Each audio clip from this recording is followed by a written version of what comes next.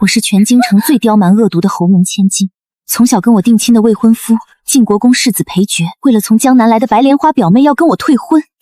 按小说原剧情走，这个恶毒女配马上就会撒泼打滚，继续死缠着男主不放，最后被男主收拾的家破人亡，惨死在乱葬岗。等他一死，我就能顺理成章用系统商城里的现代道具帮男主登基，当上皇后了。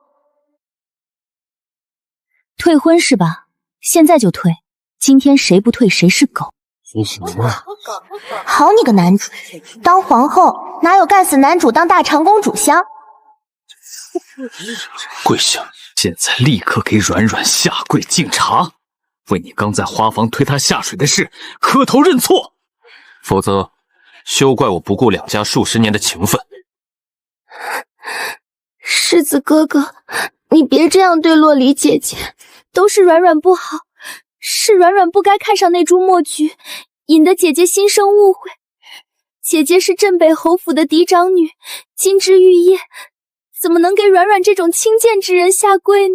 算了吧，软软受点风寒，回去喝碗姜汤就好了，切莫为了我伤了两府的和气。听听，这话说的有多漂亮。她金枝玉叶，难道你的命就不是命吗？江洛离，别以为有这桩口头御赐婚约，你就能在京城里横行霸道。今天你若不给软软下跪赔罪，我裴爵就是拼了这世子之位不要，也定要向陛下递折子，休了你这毒妇。镇北侯府这位大小姐还真是如同传言一样刁蛮善妒，能让裴世子当众说出这种话，真是连脸皮都扔到地上踩了。江南来的这位苏姑娘真懂事，都被推下水了，还帮着把话说圆。推她下水，这女人半刻钟前还在假山后面拽我的玉簪，然后自己往荷花池里一扎，溅了整身水，就全成了我的罪过。D 检测到目标人物恶毒女配江洛离情绪值已拉满，当前剧情节点退婚前夕。谁在说话？嘿，太爽了！按修罗场小说原定剧情，这个脑残蠢货女配马上就会破防大哭，她绝对不会撒手，肯定马上哭着喊着抱住男主大腿，不管不顾的倒贴，继续死缠烂打。等这小贱人闹得全京城都知道她疯癫又毒辣，镇北侯府跟晋国公府彻底离心，最后被裴爵搞得家破人亡，扔进乱葬岗喂野狗。等这最大的障碍被我搞死，我就能利用系统商城兑换出来的现代热武器和神药，到时候辅佐裴爵登基，我就坐稳唯一的皇后宝座了。系统小说原剧情，蠢货女配乱葬岗。江洛离，你还敢笑？我看你是不见棺材不落泪。来人，让大小姐……别急，裴少子。系统警报，怎么搞的？剧情偏离了，他怎么不跪也不撒泼？他怎么一点都不颠了？不行，绝对不能按这趋势来。裴爵必须是正义且被迫主动提出解约退婚的那一方，这样我才能占据最关键的道德制高点，让男主对我的怜妻值拉满。他要是不闹，我不白跳池子啦！想要抢占道德高地，想把他塑造成疯子一般的烂人，好成全狗男女在台上做圣人，做梦！世子哥哥，算了吧，姐姐不认也不要紧的。只是可惜了太后赏给姐姐的那枚玉簪，掉进池底淤泥，污了。闭嘴！江洛离，你连软软都不放过，你是不是非要？非要什么？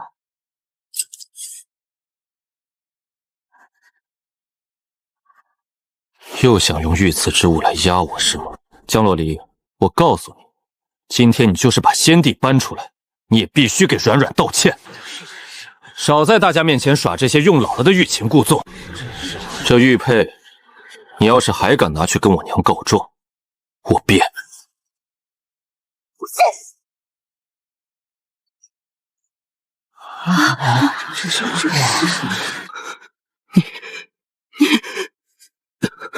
你不是要退婚吗？现在就退，去宗人府消急，向陛下递呈罪本，随你挑一出。今天谁不退，谁就是被人拴着吃的赖皮野狗。不可能，这不可能！系统，你说话啊！剧本全炸了，恶毒女配把玉砸了，男主现在在周围权贵眼中，根本连个下的台阶都没留下。好一个江洛离！你如此野蛮乖张，目无天家规矩，把当今圣祖御赠的定好约亲直接毁断，是你不知廉耻！我靖国公府的门楣，你这种恶毒女子不配踏进。我这就回国公府写下断契书，去奏请当今圣上撤绝两家牵连。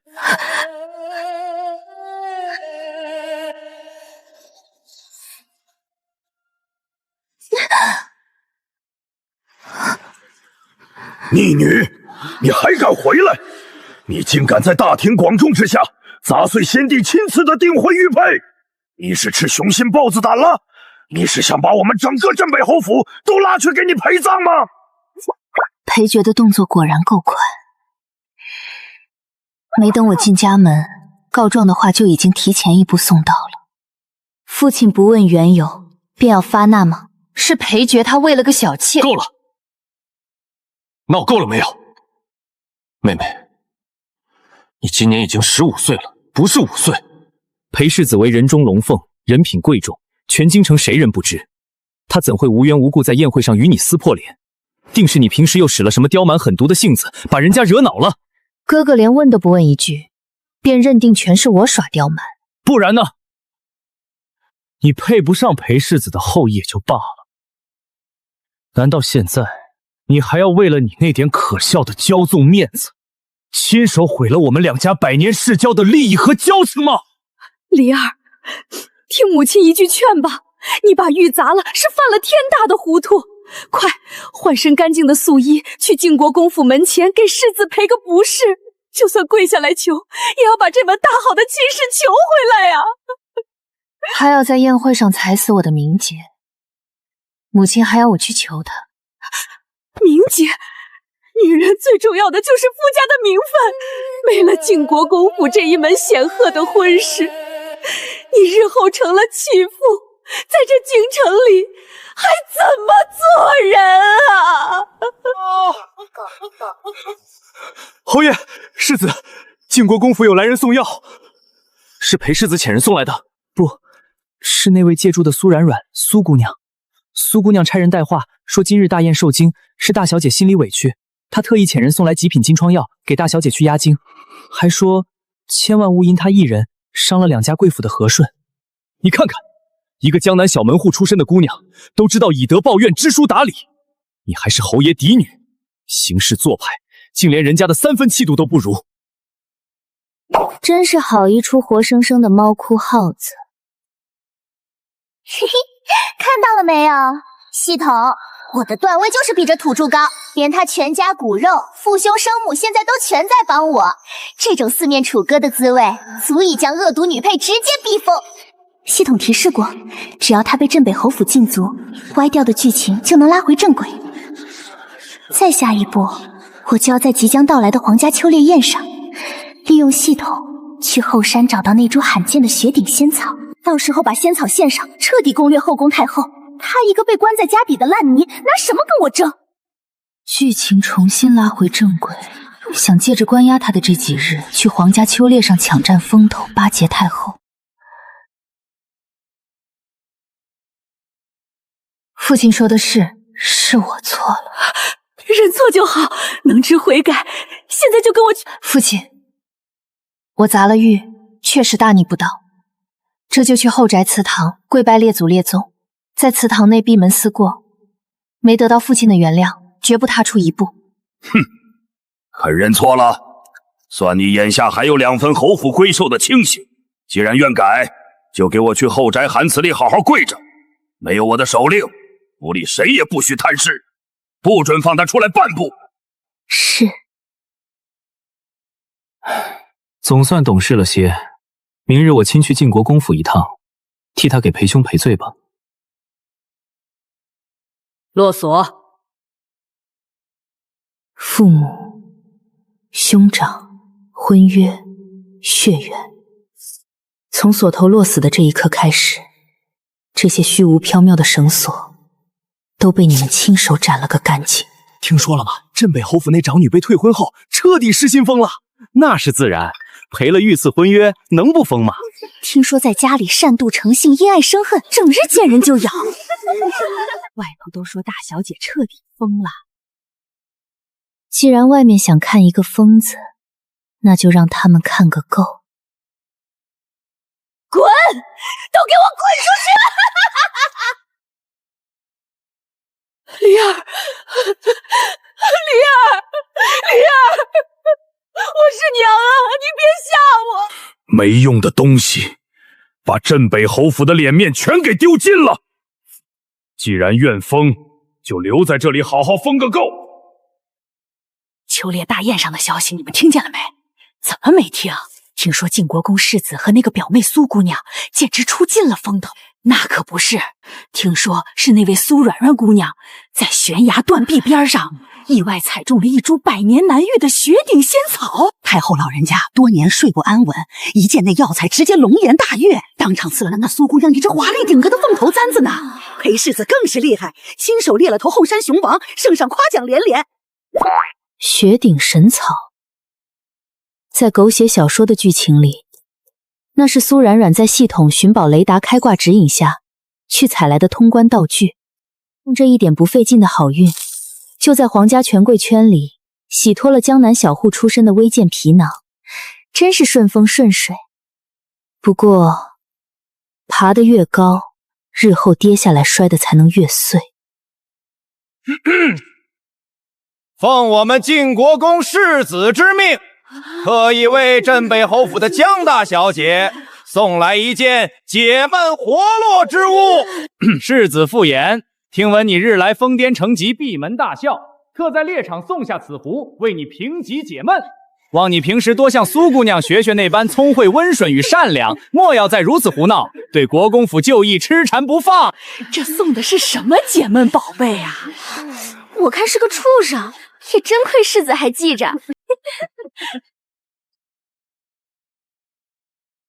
机会来了！我的，都是我的！是我的阿君送给我的，他是爱我的，世子哥哥心底终究最痛惜我。谁也不许跟我抢他！真疯了！快去回话，大小姐连畜生死尸都抓着亲啊！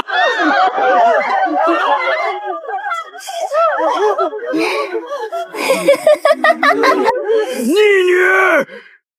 侯府祖辈积累的千金生歪，被你踩进了野狗堆里！把这疯子给我剥开！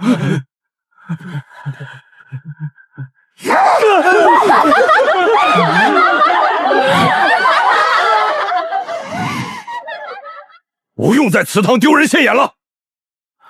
来人，把大小姐的手足绳索扣住！现在立马给我拖出后宅！去后山脚下那一处荒废了5年的老北角残院，自生自灭。没死就留口残粮，全家谁敢多看一眼，当即杖毙！侯爷，那残院漏雨没窗啊！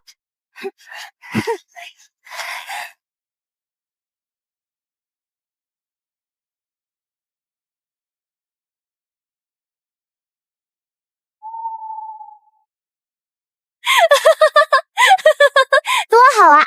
终于如了他的意。用一场不费丝毫成本的风丑戏码，换来了这座全京城市谁也不再屑于踏足监控的自由空院。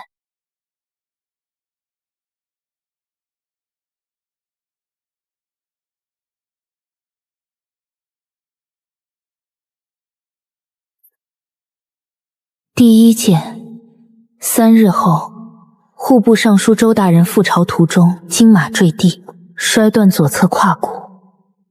第2件，5日后，内务府东厂库房夜间失火，烧毁御用贡缎800余匹。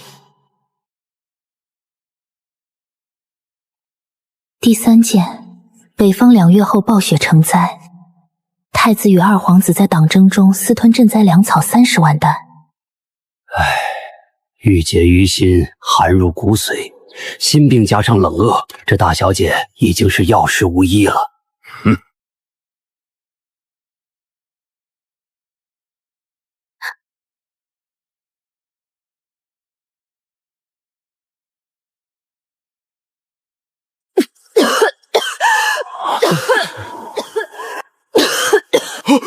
大小姐，你您怎么咳血了？快去叫大夫人过来！别动，我不看大夫，谁也不要进来帮我。还要闹什么？你怎么把自己搞成这种有恶鬼模样了？你是不是死在侯府前，好让整个京中笑我们家容不下你？父亲，女儿知道自己时日不多了，休要在这里乱说疯话！女儿这一通折辱，连这身骨也撑不过数日。我自知闯下弥天乱祸，也自认早已没颜面留在父亲哥哥身边伺候。姑母平息怜我，女儿想在他身前好好给镇北府说上两句好话，只想求得哪怕我咽气落土，也求娘娘寄一份旧亲，求她在日后的深宫大局里，对我侯府家中能多2分保全照料。罢了，就全了你这一遭最后的心意。去叫下人把侯府后围角那一座莫喜请宴邀帖给大小姐添上官名。臣女苏冉冉贺陛下万寿无疆。臣女得知九殿下天生具有沉疴顽疾，身体亏空，特从江南祖宅处寻得一瓶绝世宝露。此神露极奇，只要每日对饮3滴，不出月圆，必能根治九皇子的气亏之疾。嘿嘿，这就叫最完美的借刀杀人。系统，你确定把高浓度青霉素装瓶就没问题了吗？回答宿主，确定。太医院每日卯时皆给九皇子送服1碗调理底子的甘草附子乌头汤。青霉素药性极大，一旦与乌头、附子等大热的碱毒药材在腹中相遇，便会产生激烈的冲突反噬，药性瞬间会化作类似鹤顶红的攻心剧毒，半个时辰内必定致死。太完美了！九皇子一死，太子就少了一个可能复苏的潜在危险。太子殿下一定会在背后记我一个机密的大功劳。等一会儿御膳房上甜汤，我就让早买通的正殿门外那个小宫女，把从镇北侯府偷拿来的江洛离贴手手帕悄悄塞进九皇子毒发倒地的地方，再用金条收买太医做假证，一口咬定是江洛离因爱生恨，疯病发作，用沾毒的手帕害死亲王，要拉全场人同归于尽。一个满京城皆知的疯女人，讲的话谁会相信？到时候镇北侯府满门下狱，我与裴爵绝无后顾之忧。青霉素、甘草附子乌头汤，两药合饮，反噬攻心，犹如致死的鹤顶红。还偷了手帕要做成伪证，要害整个镇北侯府去死，好狠毒的一副菩萨心肠。既然你想如此歹毒，那就让我用你最大的杀手锏，替你亲自送上一程。陛下，镇北侯府的江洛离平时在家最爱钻研医书草药，他自诩见识广博，臣以为不如叫江姑娘现在走至大殿中央，亲眼验一番苏姑娘这一瓶江南神露的真奇。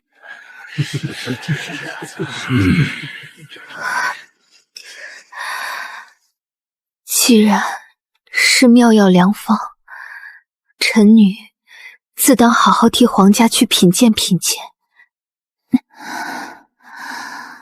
看来这位大小姐真是病入膏肓了，怕不是想借着看药的借口扑去裴世子身边哀求悔改吧？你离这疯妇远些，仔细他撒泼伤了你。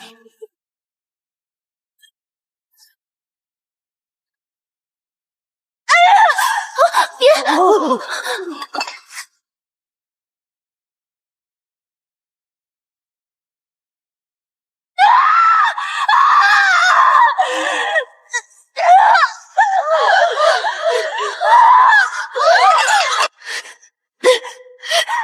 陛下，后娘娘，救我！这根本不是药，此物名唤青霉素，有剧毒啊！太医院早为九皇子殿下定服温阳的甘草附子乌头汤，这青霉素一旦进肚，与附子乌头烈药对遇，反冲攻心，半个时辰便会化为无药可医的鹤顶红。不可能啊！他怎么连青霉素这仙带子都知道？他一个小说里的恶毒女配，他怎么会清清楚楚懂附子乌头相遇成毒？陛下，臣女若不以身为饵，求殿下必受鹤顶重祸。此妖女借护男为名，袖底上藏臣女内院帕子，要宰我家犯弑君之冤。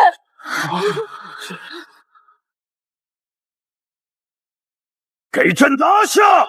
来人，将这私卖家访居心叵的江南妖女，还有靖国公世子裴爵，全都给朕打入诏狱，严加审讯。传御医，进宫敌珍其保命要伞，务必全力护下这以身为险，替皇子验毒保良的好女子。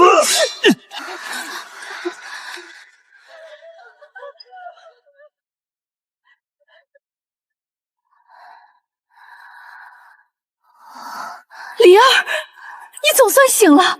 你这个傻孩子，怎能拼着性命去撞那妖女的毒瓶子？娘娘，九殿下的身体如何了？申儿没事，幸亏你提醒。太医去试了那白玉瓶里剩下的药水，和申儿日常喝的温阳汤药撞在一起，立刻就化成了剧毒。还有，禁卫去抄查的时候，真在苏软软那个贴身丫鬟的内夹袋里搜出了你丢失的月白手帕。要不是你提前识破，那妖女还要把刺杀皇子的罪名扣在你全家头上。娘娘，那幅字簿，陛下可看到了？何止看到，陛下都把太医院给喊过去了。你是在草汁里加了名方跟隐色药根了吧？陛下当即命太监去用后宫专用的高浓碱水一浸。好个聪明的丫头，隐在布底下的小坎，顺着水直接全现了真容。陛下驾到！神了，竟然全都准了！江洛离，你在血布上留下的示警半点不差。前日清晨，副部尚书周进在东马池桥头金马坠地，真摔碎了左边胯骨。昨夜丑时，东厂司库煤狱外火，库顶漏雨自燃，烧坏的共得整整800匹。好一个提前预知以死护驾的大周福星，忠肝义胆，更能看透未来重功，岂能用寻常金银打发？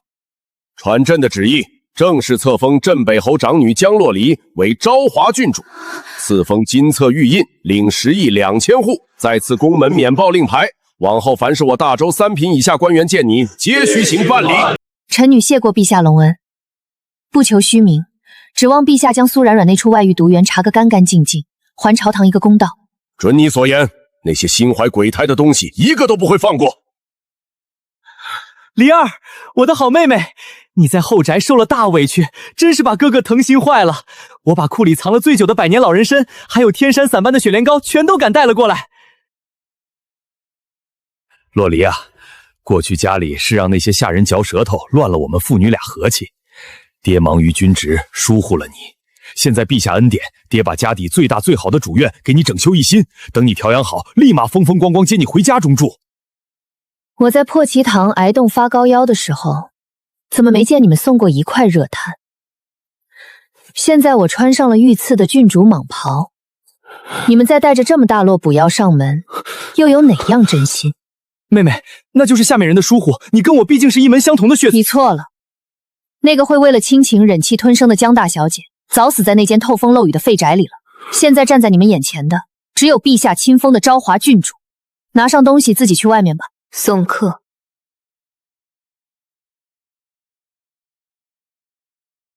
系统，你别装死！我要用积分兑换解药，我的空间和随身定位去哪儿了？系统，你回神！假的，都是假的！我是书的主角，这只是副本，你们不能碰我！谋逆大罪还不自首，满口还在喊这些颠乱狂言，把他嘴张大，用红铁去烙了舌头，再行按打指扣。大人，这苏软软是妖女，她用鬼法术蒙了我的良心啊！我想娶的真的是大姑娘啊！我和洛离还有婚约的。皇上亲谕，晋国公府世子裴爵不识黑白，纵容外邪妖女伤及皇亲，立刻剥夺一切世子勋衔和世袭位置，全晋国公府降罪3等，关锦府第2年不得涉足京门一切官职。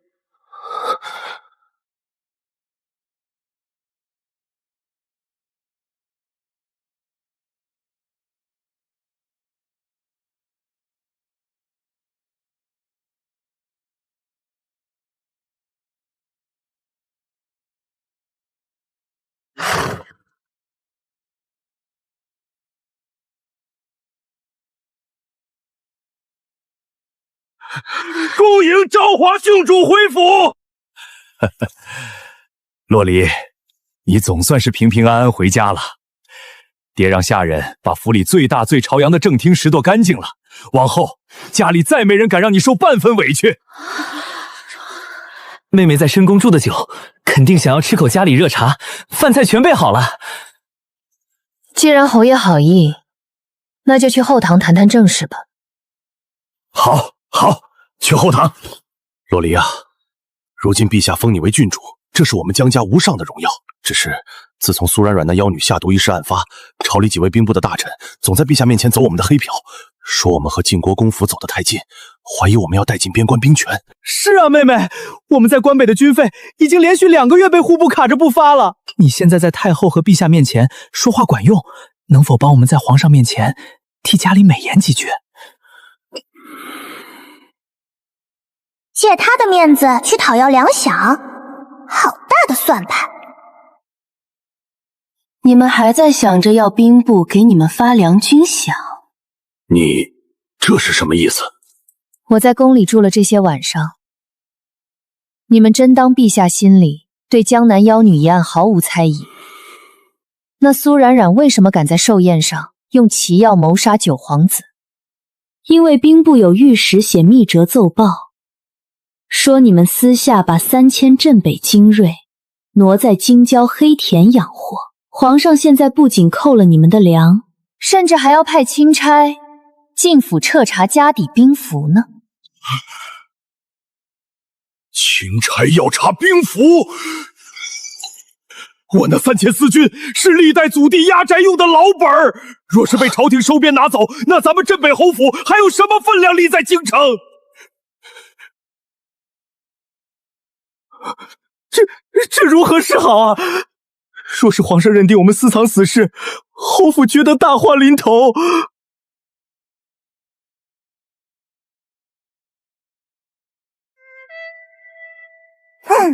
前世的小说剧情里，这3000骁勇善战的镇北精锐，全是这父子俩最后送去拱卫元太子夺位的重要筹码。这一生绝不仅能让他们为自己而战，更是要把他2人手里的油水都抽个干净。其实要想保住侯府不被朝廷查办，也不是没有一条活路可以走。离儿，你有什么好招数？你快跟爹讲！是啊，妹妹是在圣人身边见过大场面的。很简单，朝廷猜忌侯爷私带重兵，那是因为兵是在你江镇一个人的帐里。现在皇上唯独信任我，甚至把朝里的大半荣宠赐在我手，把镇北3000骑兵的兵权帐炕，还有北山密仓的全部钥匙，现在就统统挂进我昭华郡主的封房私产名下。不可，这怎么行？这3000精锐全是咱家祖上传给我的，怎么能归一个出家大姐去名下？住嘴！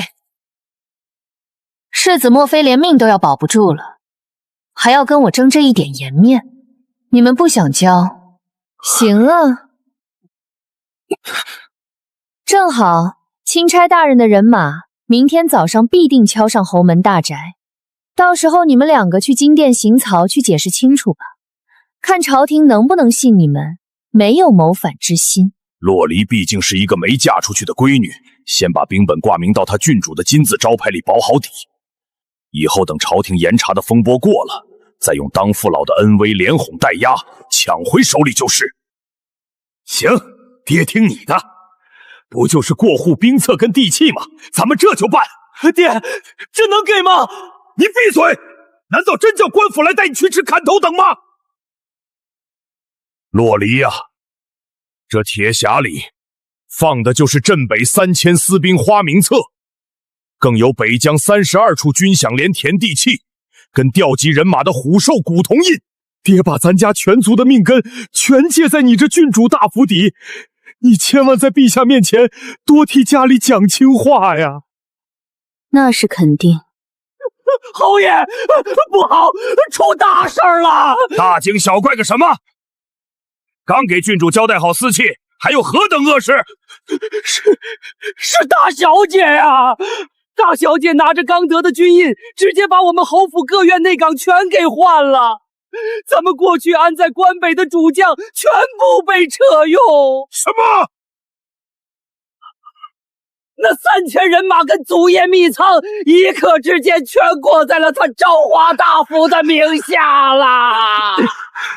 洛离呀，这都是爹家的私户，你要去做何等干涉？你的私户？这铁和尚现在只克我昭华一个公章。从今天这一刻起，镇北侯府再无半个可动一兵一卒的私主。没有那3000军财供你们到处卖命发财，往后就在这宅子里老老实实当一户靠俸禄吃闲饭的好良民吧。逆女，你把我的红裙撕夺了！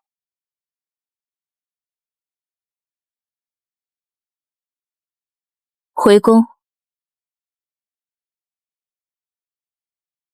兵源与祖财进账，从这刻往后，这片江山深处的所有夺嫡案件，对我而言，不仅不再有半点可惧，更成了我踏入朝堂大局里杀断权臣野心真正的刀。郡主，太子殿下微服私访，人已经到花厅外了。太子谢晨，在这个朝堂斗争里，原本最擅长借刀杀人的人，当初苏冉冉为什么敢那么嚣张的去送假情报？背后就是这太子在收受利益，推波助澜。请殿下进来吧。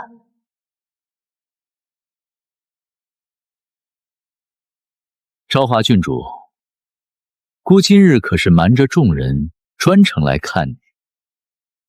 镇北侯府那么庞大的军力，没想到竟落在了你一个女刘备的手里。这朝里朝外，多少人正盯着你想吃下一块肉？有话就直说，我不喜欢这些弯弯绕绕的试探。郡主是个爽快人，那姑就不绕圈子了。苏冉冉那妖女是死是活，姑根本不放在眼底。姑看中的是你能够识破魏蒙的先知智慧，还有你手里那3000能在北疆纵横的骑兵。只要你愿意投靠东宫，把手里的军队借姑一用，将来姑荣登大报，这大周的一品镇国大夫人，姑可以为你留着。好一个空手套白狼的如意算盘！以前利用苏冉冉拿朝政好处，现在妖女倒了，又急着向她这正派大女画张后位的大。太子殿下，画大饼的话就免了吧。这大周的一品大夫人，谁稀罕当谁去当。江洛离，姑看在父皇待你坤厚的份上，给你面子，你莫非忘了，你只是个未出阁的大姐，拿着虎符就能在大朝堂上站住脚吗？如果你没有姑义护，兵部和那些言官不用3天就能用奏折把你的郡主府淹死。殿下说完了，不如殿下先担心自己吧。你是什么意思？北方的暴雪早就下了有2旬了，朝廷往关北下拨的30万镇赈灾军粮，如今运到哪里了？你想干什么？你根本没有离开京城，你怎么会知道？我怎么知道殿下和二皇子暗中合谋，私扣了这批过冬救灾粮？既然殿下敢拿前线几10万灾民和军户的血汗去填你扶自己的私库，那就别怪有人帮殿下把账算到御前去。你若敢乱向御前吐露半字，姑拼着东宫之位也要先杀！送客。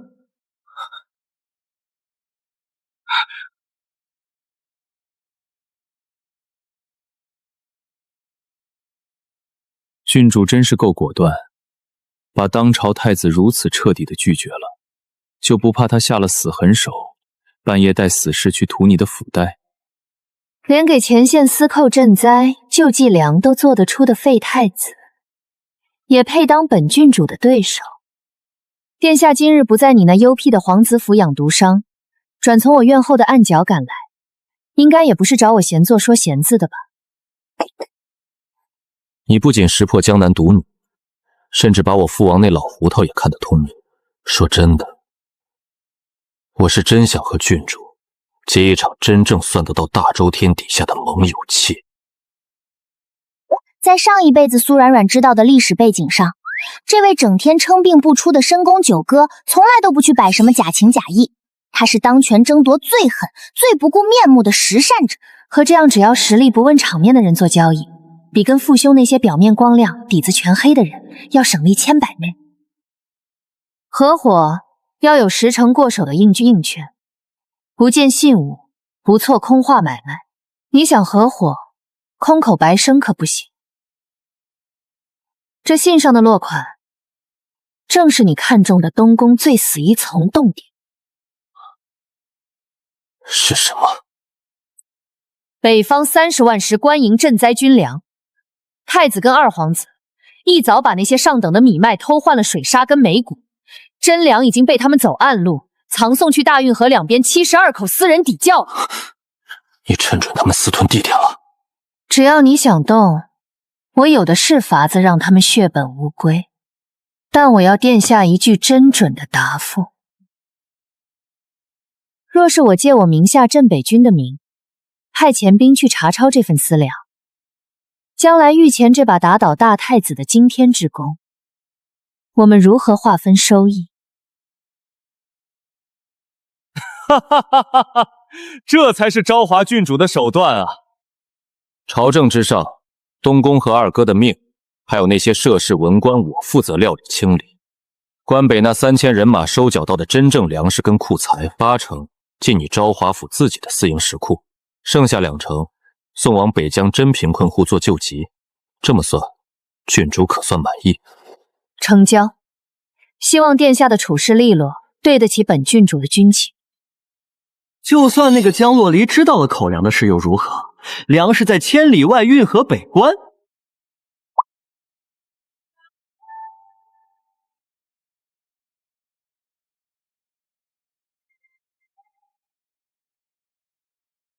陛下，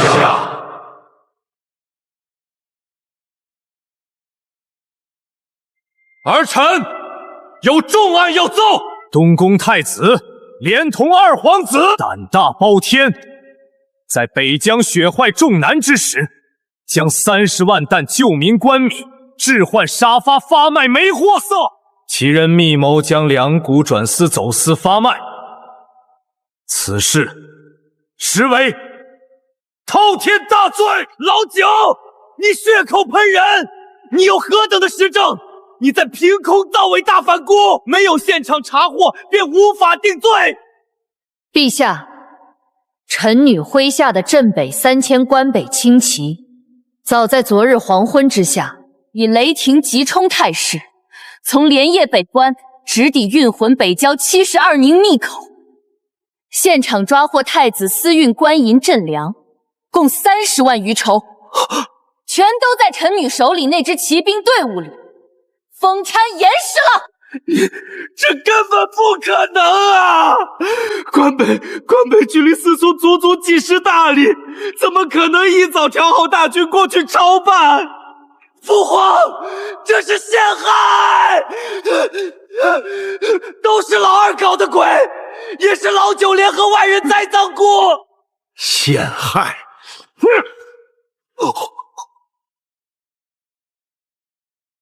运河边72口隐秘水窖，每一处都是你东宫内侍签的字，盖的私印。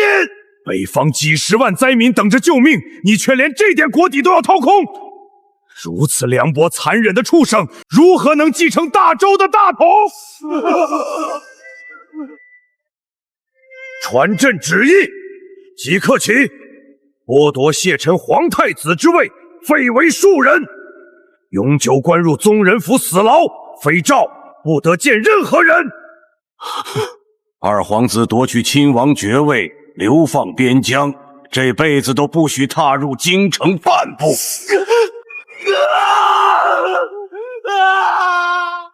镇北侯江震，以往几年你借着侯府之名，常年替废太子运送私财，更是私下收受过东宫3000两白银的好处，你有什么可说的？陛下饶命，臣是一时糊涂啊！洛离，我的女儿啊！爹把全部兵权印章都给了你，咱们是一家人啊！你快替家里向皇上求一句恩典。妹妹，若是侯府倒了，你一个女儿家没娘家当靠缠，怎能安稳？看在亲情骨肉的份上，求你救救爹和哥哥吧！真是极其可笑，为了活命，现在又一口一个家人叫得这么好听。陛下，这事儿侯府确实脱不了干净。当年大选，江真为了给废太子投诚，故意扣押边关救粮。此事连带我死去的娘亲留下那些老兵，都被他饿死数十。逆女，你说什么？我在说事实。早在大雪天的后院祠堂，你不管死活将我丢去荒院的时候，你就应该明白，我不会再对这虚己的亲情心软半分。好，大义灭亲，不愧是朕亲封的昭华，废除镇北侯府一切贵门封位，将朕与江怀之贬为没粮的平民，限期3日赶离京门。从今天起，世间再无镇北侯府，关北3000铁骑与祖地老爷全部永久归入昭华郡主一府独领。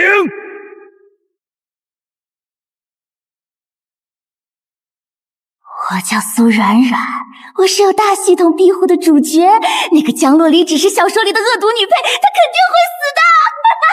别发疯了，哼！人家昭华郡主现在可是一人之下，万人之上，岂是你这种低贱的女人能比的？不可能，小说里不是这样的，我才是拥有着系统的爽文大女主啊！洛离，是洛离来救我了吗？我知错了，我早该把玉琴早给你的。苏冉冉这个邪孽不仅害我被削为世子，还使我满门入狱。灵儿，求你救救我，这里根本就不是人待的地方，你放我出去吧，我真的知道错了。聒噪，让这些人一辈子在这个无尽的深地里悔痛成风，远比一刀杀了他们要痛快100倍。关北送米的众队伍已经出门，我们没空在这浪费功夫。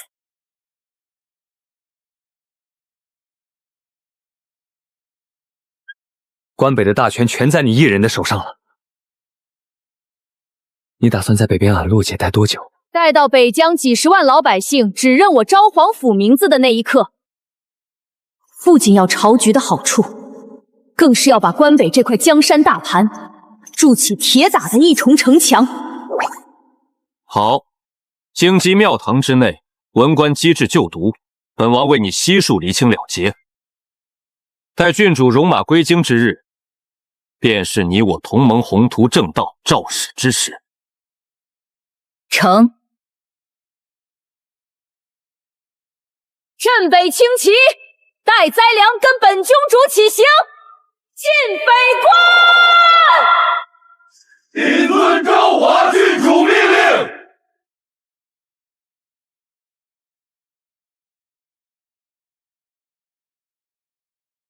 来粮食了，朝廷派的救济粮到了。前方的马车快停下！你们谁是带队的？立马把救灾的30万只米粮交到中军大厂。交到中军大厂，朝廷发给普通将士的口粮，为什么要先送到你的关帐里去？哼，你就是那个在宫里得了宠的昭华郡主。这里是连天冰冻的关外血战营，一个后宅千金拿着朝廷封赏就想来指挥边军，真是天大的笑话。关外兵马一直由本将军管辖，郡主既然是个女流之辈，这就到后营暖房去玩花草吧。全部官运良马，现在立刻跟我进韩将军府去交割。把粮交给你，认得这个吗？这不仅是皇帝御赐的金符，更有关北3000铁骑的大印。在关北这一方疆地，见黄蜂虎符者，如陛下亲临。拿个铁块也想要本将军低头？来人！边关如今民怨极深，怕有反贼假冒朝臣，先把这匹车马全都给我拦死！只要他敢走进两马半步，按边疆叛军律，乱箭处死。你想让关北边军大变吗？弟兄们，这个恶女带着私情想独吞救助，把咱们的大哥全都往绝路上逼呀！你说我想独吞救灾粮，把最前面的30车好面和精白米全部原地打开。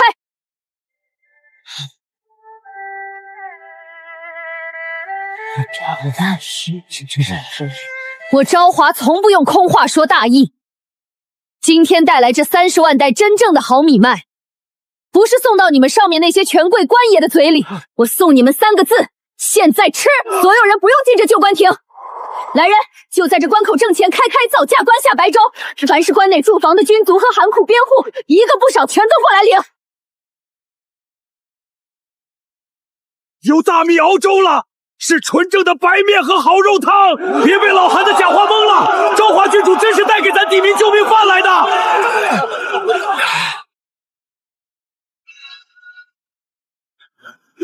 你们干什么？别过去领奖励！连饭都不让兵吃饱，还有脸叫谁兄弟？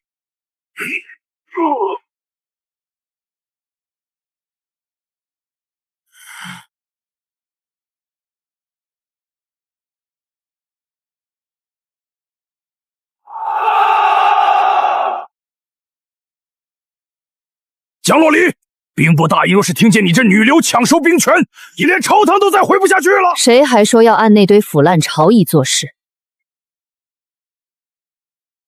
旧镇北侯的虚名早已彻底不存。从这一晚起，这里只有一家兵营的名字，叫昭华。愿随昭华郡主征讨，愿替郡主调遣。郡主，这是九皇子专门遣好侍卫要你亲阅的信单。大太子已死在宗人身牢，东宫一派残户正在联动护国旧臣搞炮乱，陛下病重久卧，京城已是无人堪举，汉界兵尽造南归。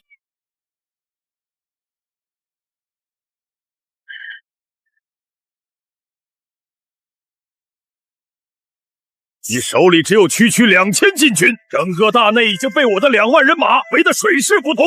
识相的就立刻退后，把传国玉玺交出来。赵丞相，你带兵逼宫，这是诛九族的大罪。你想做执旗者，也该看看自己配不配。谢景深，你少在这里装神弄鬼，别以为我不知道你在拖延时间。你是不是在等那个女人？那个远在关北的江洛离是绝对过不来的。从关北到京城整整800里官道，沿途有7座军事重关，就算他长了翅膀，没有半个月插翅难飞。今天晚上，这大周的天就得顺从我们信君。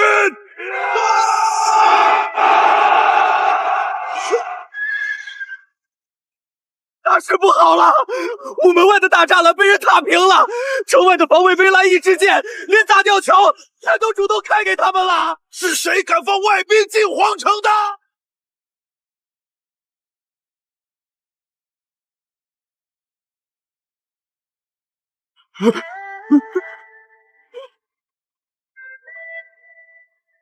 把台阶给我围了！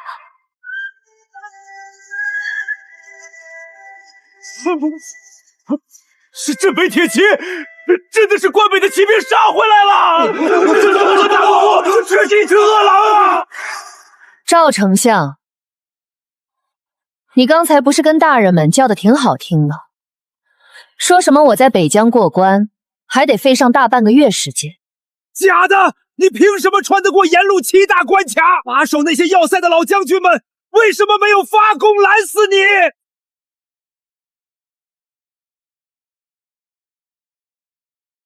因为那800里沿途的守军吃的是我发下去的真正大米，身上穿的是我用真金换来的绵暖袍衫，将士们把肚皮吃暖了，凭什么要给你这个喝冰血的贪官去卖命？放肆！你一介女流，敢带军队擅闯大内，这才是罪反天造逆的大罪！按照朝中律法，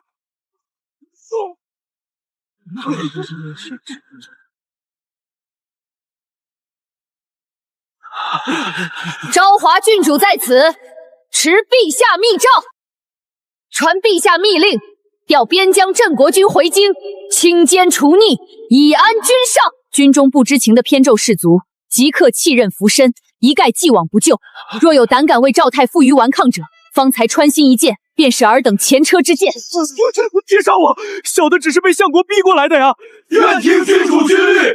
你回城的时候真是够准的。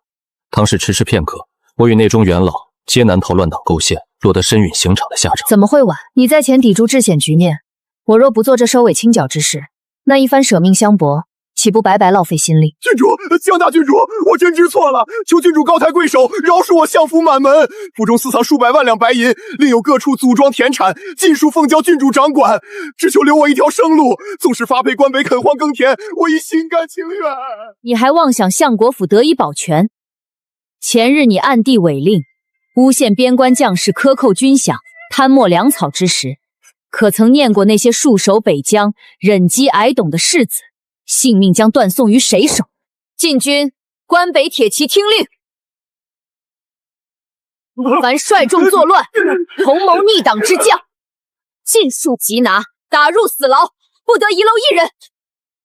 相国府及所有勾结谋逆世家，一应田产金银，今夜尽数抄没清点，悉数充作大周北疆3年常备军饷，用于抚恤戍边将士。谨遵郡主敕令。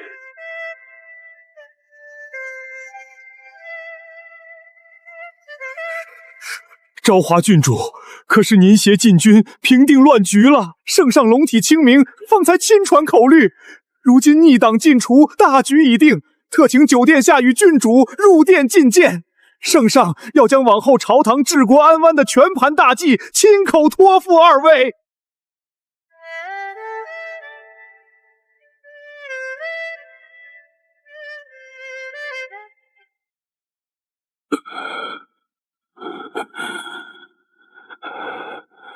乱党全抓干净了，赵太三皇子和全部涉案世家全部缴械入狱。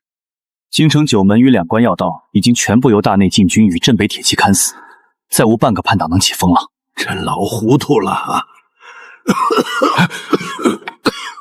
朕这几个皇子争权夺利，不顾老百姓死活，唯独你虽然瘸过病过，骨子里却是个真正干实话的办事人。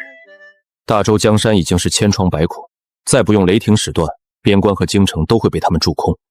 父皇若是想要天下安稳，就得下最彻底的决心。好个雷霆手段！昭华呀，往日士族勋贵屡屡在朕面前进言，皆道你身为女子，不宜掌重兵，持兵权。如今种种实情，已然狠狠打冲他们一众说辞。若非你统带粮草充盈的精锐镇军，北疆戍卒早已击漂遍野，就连朕这一身性命，亦要葬送在逆臣之手。陛下不必虚言褒奖，刻意抬举臣女。臣女行事不过2点：足额拨付军粮，保边关将士性命无忧；严设军法铁律，断绝贪腐之风。好一个坦荡直言！即刻拟旨，传大周皇位给皇九子谢敬深继统新政，封昭华郡主江洛离为镇国大司马，先掌关北及全国9边天下一切铁甲军权。往后朝臣若再有凭世家私利妄论军情者，大司马有权先斩后奏。臣女接旨。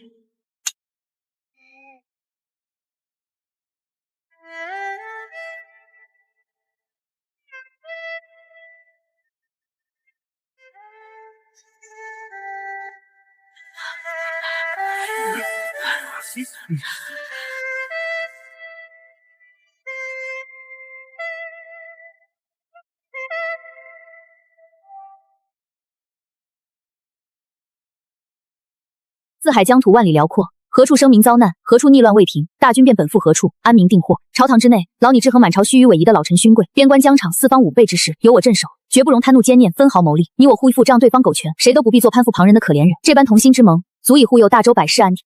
好，此约堪称千古绝妙。